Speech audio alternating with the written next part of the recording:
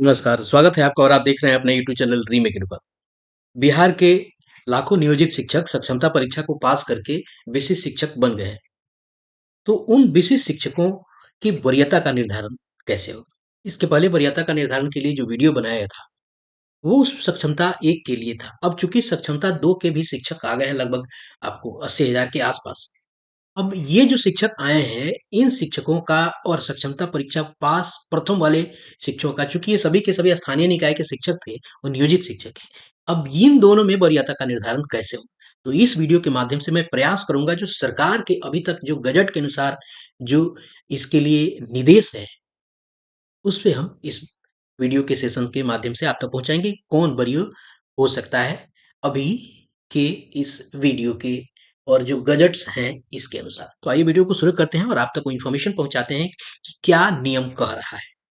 Video को शुरू करने से पहले आपसे ज़रूर कहेंगे कि अभी तक आपने चैनल को सब्सक्राइब नहीं किया है और पहली बार चैनल को देख रहे हैं और इसके पहले भी देखते आए हैं, तो आपने मुझे अभी तक अपना नहीं बनाया है, आप मुझे अपना बनाएँ, अपनी खिदमत करने का आगे मौका दें। ताकि आप तक इन्फॉर्मेशन रिलायबल पहुँचता रहे। तो इस वीडियो में हम आपके लिए उन सारे आपको स्टेप्स के बारे में, उन सारे पक्षों के बारे में आप तक हम लेके आएँगे, तो चैनल को सब्सक्राइब करके आप मुझे अपने साथ ज़रूर जोड़ें। वीडियो के कंटेंट पसंद आए तो अंत में लाइक ज़रूर कीजिएगा और शेयर कीजिएगा। चलिए वीडियो को शुरू करते हैं और आपसे देखते हैं ये है बिहार गज़ट। आपके सामने जो दिख रहा है ये बिहार गज़ट है, विशिष्ट शिक्षक नियमावली 2023। यही मूल है, इसमें कुछ अभी हाल ही में कुछ अपडेट हुआ है, वो स्थानांतरण के लिए किया हुआ है, तो हमको उससे कोई बहुत लेना-देना नहीं है। ठीक है? हम अभी बात कर रहे हैं वरीयता पे। तो चलिए सीधे पहुँचते हैं वरीयता के कंडिका की और वरीयता का कंडिका जितना मुझे याद है, वो 7 नंबर कंडिका में पहुँचता है। तो चलिए वरीयता के कंडिका पे हम पहुँचते हैं और वरीयता के कंडिका को 7 को देखते हैं। ध्यान देना कि ज़रूरी है कि विशिष्ट शिक्षक जो अभी बने हैं, जो भी विशिष्ट शिक्षक बने हैं और विद्यालय में आपको ध्यान दीजिएगा 4 कोटि के शिक्षक हैं अभी, 4 कोटि के शिक्षक हैं। ठीक है? वो हो गया आपको पहला प्राथमिक, प्राथमिक जिसको हम 1 से 5 कहते हैं। उसी तरह जो उच्च प्राथमिक 6 टू 8 होते हैं और आपको 9, 10th और 11, 12th ये 4 कोटि के शिक्षक विद्यालयों में भी हैं। तो ध्यान दीजिएगा बढ़ते क्रम में जो जैसे है उसी तरह वो वरीय होगा। उनकी वरीयता उसी तरह निर्धारित होगी। विशिष्ट शिक्षक के केस में नियोजित शिक्षक अगर ध्यान दिया जाए नियोजित किसी भी सूरत में कोई भी किसी में से किसी कोटि में हो नियोजित आपको कनीय होगा। ये एकदम ध्यान रखिए वो कनीय होगा। वो चाहे वो 6 टू 8 में ही क्यों ना हो, वो 1 से 5 के विशिष्ट शिक्षक से कनीय होगा। ये गांठ बांध के रखना है। विशिष्ट शिक्षक किसी भी सूरत में नियोजित शिक्षक से आपको ये होगा, नियोजित शिक्षक कनीय होंगे। हम यहाँ बात कर रहे हैं सिर्फ विशिष्ट शिक्षकों के बारे में। जो अब इस पे चूँकि हम नियमित वहाँ नहीं जाएँगे, हम वीडियो का जो कंटेंट है उसी पे बात करेंगे। अब चूँकि हम लोगों ने 4 श्रेणी देख लिया, अब बात जैसे जान लिया कि 1 से 5 से बड़े होते हैं, 6 टू 8 वाले, 6 टू 8 से बड़े 9, 10th और 9, 10th और 11, 12th वाले इनसे क्रमशः ये बड़े होते हैं। अब यहाँ ध्यान देने की ज़रूरत है, मान लीजिए कोई विद्यालय है और उस विद्यालय में 1 से 5 के ही शिक्षक हैं। उनकी वरीयता कैसे निर्धारित होगी? अब उनकी वरीयता तो ठीक है, अब पहले सक्षमता 1 था। अब ध्यान दीजिएगा ये इन थोड़ा-सा ये आपको देखना है, सक्षमता 1 था, तो उनकी आपसी वरीयता निर्धारित हो गई। अब यहाँ ध्यान देना है, अब सक्षमता 2 वाले भी आ गए हैं, ठीक है? यहाँ पहले मैं स्पष्ट करके चलता हूँ कि अब मान लीजिए एक सक्षमता 1 वाले की वरीयता को ध्यान देते हैं, बाद में चलते हैं सक्षमता 2 पे। अब देखिए यहाँ भी वरी अब यहाँ यहाँ पहले जो पास किया था, इनमें कौन वरीय होगा? अब सक्षमता 2 वाले भी आ गए हैं और ये सक्षमता 2 में वही शिक्षक है जो सक्षमता 1 वाले शिक्षक के साथ पूर्व से कार्य करते आ रहे हैं। तो अब इनमें वरीयता का निर्धारण कैसे होगा?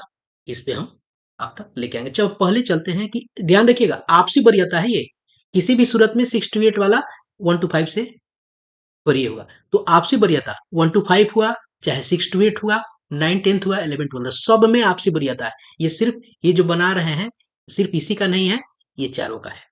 ये वाला जो आप देख रहे हैं, ये वाला, ये ये जो है, ये सब क्या है 1 टू 5 का, 6 टू 8 का, 9, 10 का और 11, 12 का, सबका है। तो चलिए पहले देखते हैं आपसी वरीयता अगर सक्षमता 1 में ही आया है तो कैसे होगा? अब वरीयता का निर्धारण के लिए हमको पढ़ना ज़रूरी है। पहले छठा को देख लेते हैं, आरक्षण।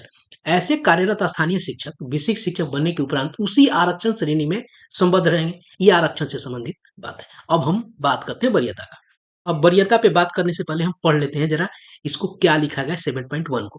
जिला स्तर पर विशिष्ट शिक्षकों की एक वरीयता सूची संधारित की जाएगी। ठीक है साहब? वरीयता शिक्षकों की प्रत्येक श्रेणी, ये श्रेणी अभी हमने बताया, प्राथमिक 1 से 5, मध्य 6 to 8, माध्यमिक 9 10 और उच्च माध्यमिक 11 12 के लिए विषयवार एक अलग वरीयता सूची तैयार की जाएगी। सबकी वरीयता सूची विभाग तैयार कीजिएगा। वो कैसे काम करेगा? आइए देखते हैं 7.2 में वो सारी चीजें क्लियर की गई। विशिष्ट शिक्षकों की वरीयता निम्नलिखित मानदंडों के अनुसार तैयार की जाएगी। क स्थानीय निकाय शिक्षक के रूप में प्रशिक्षित वेतनमान प्राप्त करने की तिथि। अब ध्यान रखिएगा, मैं समान कोटि में रह सब पे समान कोटि में रह के वरीयता की बात कर रहा हूँ। अगर श्रेणी अलग-अलग हो जाएगा तो वहाँ होगा। अगर सेम कोटि में है उसमें अगर कैसे होगा यहाँ। अब देखिए यहाँ पहले में बताया गया कि स्थानीय निकाय के शिक्षक के रूप में जिस दिन से आपको ट्रेंड का वेतन मिल रहा है, यानी ट्रेंड का वेतनमान मिल रहा है, वो तिथि आपकी वरीयता के लिए मानी जाएगी। मान लीजिए कि 2 शिक्षक हैं, एक शिक्षक को मिल रहा है 1/4/2000 आपको 15 से ट्रेंड का वेतन, और सेम शिक्षक बहाल हुए नियोजित आपको सेमे टाइम में, सेमे टाइम में दोनों सबका 1/7/2006 है। ठीक है? सबका 1/7/2006 है। लेकिन यहाँ ट्रेनिंग में मान लीजिए ये एक ए है और ये एक बी है। ए बी आपको ट्रेंड हो गया 1 अप्रैल 2015 को, और ए ट्रेंड हुए आपको 1/7/2015 को, जबकि दोनों दोनों की बहाली सेम डेट में हुई है, लेकिन यहाँ ट्रेनिंग का डेट बदल गया तो यहाँ अब क्या होगा, बी सीनियर हो जाएगा, क्योंकि इसे 1/4/2015 से, मैं उदाहरण के रूप में आपको बता रहा हूँ, मान के बता रहा हूँ, 1/4/2015 को ये यानी अप्रैल में ही ट्रेंड हो गए और ट्रेंड का वेतनमान मिलने लगा।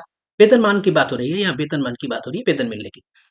क्योंकि वहाँ बहुत सारे लोग जो डीपीएस की डीपीई किए हुए हैं, उनमें कुछ बाद में संवर्धन का मामला था, बाद में वो चीजें, तो जैसे आपके फिक्सेशन में वो डेट लिखा होगा कब से आपको वेतनमान मिल रहा है, तो 1/4 वाला यानी बी यहाँ से सीनियर हो गया, ये यहाँ जूनियर हो गया। तो कहने का मतलब है कि आप समान कोटि में कैसे निर्धारण होगा, यानी वेतनमान जिस दिन से प्रशिक्षित का मिला है उस दिन से, उस तिथि से। दूसरा कंडीशन है, यदि 2 शिक्षक उपर्युक्त मानदंड यानी क के अनुसार एक ही तिथि साझा करते हैं तो उनकी जन्म तिथि, मान लीजिए कि कोई 2 शिक्षक है और दोनों का प्रशिक्षण का तिथि एक ही है, तो क्या होगा, उनकी जन्म तिथि वरीयता का आधार होगा। उसके बाद मान लीजिए ख, जहाँ 2 शिक्षक क और ख दोनों सेम कंडीशन में पहुँच, क और ख दोनों में पहुँच जाते हैं, एक ही हो जाता है। उनके अनुसार अब क्या होगा, एक ही तिथि साझा करते हैं, तो अंग्रेजी वर्णमाला के शिक्षक का नाम वरीयता का, तो मान लीजिए कि प्रशिक्षण डेट भी सेम है, जन्म तिथि भी सेम है, तो क्या होगा, नाम आपको ध्यान दिया जाएगा। ए बी सी डी किसी का नाम होता है, मोहन किसी का नाम है, मोहन किसी का नाम है, और किसी का नाम है सोहन। तो यहाँ वरीयता कौन, वरीय कौन होगा, एम वाला वरीय होगा, एस वाला वरीय कनी होगा, क्योंकि ए बी सी डी अगर चलता है तो ये क्रम से चलता है, तो पहले एम आएगा, बाद में आपको एस आएगा, एस वाला वरीय हो जाएगा। अगर घ, उपरोक्त मानदंड के फिट नहीं होने या अन्य मामलों का निर्णय विभाग द्वारा की जाएगी। ये बड़ी बात है। मान लीजिए ये सारा का चीज करके फंस जाता है, तो मामला क्या होगा, क्लियर होगा, तो विभाग तय करेगा, क्लियर होगा। ये तो हो गया आपसी वरीयता। अब बड़ी बात यह है कि सक्षमता 2 वाले भी आ गए हैं। अब आपसी वरीयता हमने बता दिया, चाहे 1 से 5 में हो, 6 to 8 में हो, आपको 9 10th में हो, 9 10 बार बार 9 8 लिखा जा रहा है, 11 12 हो, इन सब में क्या लागू होगा, ये जो सब में इनकी आपसी वरीयता, क्योंकि कोटि में अगर 1 से 5 को कहीं शिक्षक अगर 6 to 8 कहा जाएगा तो ऑब्वियसली ये बड़ा हो जाएगा, अगर इसकी जगह 9 10 आ जाएगा तो वो क्रमशः आगे बढ़ता जाएगा, लेकिन सबकी आपसी वरीयता निर्धारित कैसी होगी, ये क वाले से। ये तो क्लियर हो गया। अब बात करते हैं सक्षमता 1 और सक्षमता 2 की। यहाँ जो विभाग ने निर्देश जारी किया है, ये मैं अपने तरफ से नहीं कर रहा हूँ, न मैं किसी पूर्वाग्रह से ग्रसित हूँ, इसको आपको समझना होगा। सक्षमता परीक्षा चूंकि 5 लिए जाने हैं, अब सक्षमता 2 पास करके सेम कोटि के सेम ट्रेनिंग डेट से, सेम जन्म तिथि से लोग आए हुए हैं, और उसमें से एक व्यक्ति ए जो है पास किया सक्षमता 1 और बी पास किया सक्षमता 2, और ए और बी का जो training date same, date of birth same, ठीक है, training date same, date of birth same, DOB same, training DOB same. अब ए पास किया है सक्षमता एक और बी पास किया है सक्षमता टू। अब यहाँ वरीयता कैसे बनेगी? दोनों के दोनों लोग जो शिक्षक हैं, ये दोनों के दोनों शिक्षक आपको 1 से 5 के होंगे। देखिए जैसे नियम यह कह रहा है, यह नियम कह रहा है, इस नियम के अनुसार वरीय सक्षमता एक वाला हो। क्यों होगा मैं आपको बताता हूँ। क्योंकि आपको विदित है कि इस स्थानीय निकाय के जो शिक्षक नियोजित थे, जो सक्षमता 5 सक्षमता देने की बात हो रही उनको। अब क्या है कि सक्षमता 5 देने की जब बात हो रही है, तो 5 में पहले सक्षमता 1 वाला होके विशिष्ट हो गया और ये किस कोटि में चला गया? ये किस कोटि में चला गया? ये जिला संवर्ग में आपको चले गए और ये बाद में जिला संवर्ग में आए हैं। मान लीजिए कि ये लोग 1 जनवरी को आपको ज्वाइन कर लिया और ये ज्वाइन कर रहे हैं 1 मार्च को। इन दोनों में अंतर हो गया आपको 2 महीने का। तो पहले भी जिला संवर्ग में कौन गया? जिला संवर्ग में सक्षमता 1 वाला गया और सक्षमता 2 वाला जिला संवर्ग में कब जा रहा है? आपको 25 यहाँ डेट ईयर भी लिख देते हैं। ये जा रहा है 1 मार्च को जा रहा है। यहाँ अंतर 60 दिनों का पहुंच रहा है। तो आपके मन में ये सवाल कौधेगा कि साहब दोनों तो सेम ही पहले तो नियोजित ही थे। बिल्कुल आपके सवाल मन में जो सवाल उत्पन्न हो रहा है वो बिल्कुल वाजिब है। लेकिन सरकार ने इस तरह से गोलमोल और ये मामला बना के कहीं इसकी क्लेरिफिकेशन नहीं दिया है। बस एक बात कह दिया है कि साहब आपको सेवा निरंतरता का लाभ नहीं है।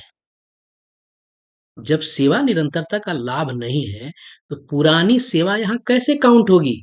अगर बी अगर बी वाले कह रहे हैं हम बाद में ही 2 में पास किए, तो पिछली सेवा इनकी काउंट कहाँ हो रही है? इनको सेवा निरंतरता मिल कहाँ रहा है?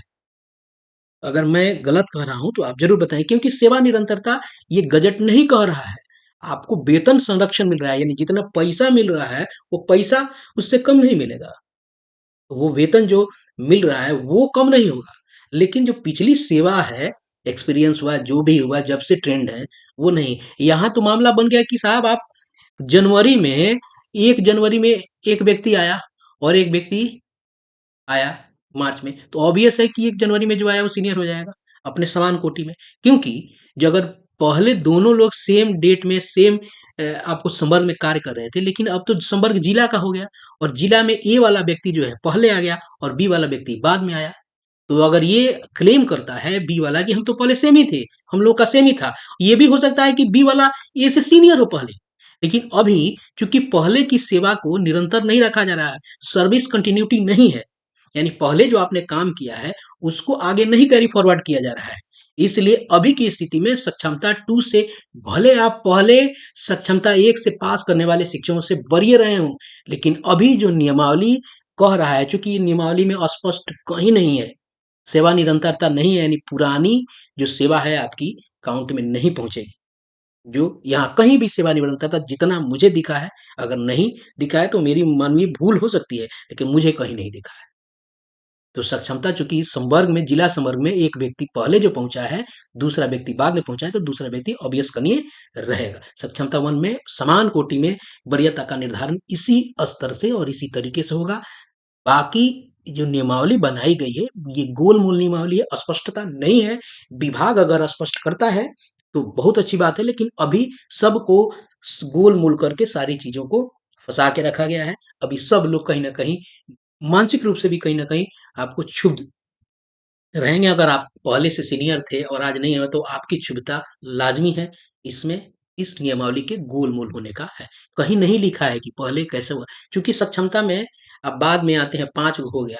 निरंतरता तो नहीं है ना कि पहले से, चूंकि जैसे सेवा निरंतरता है नहीं।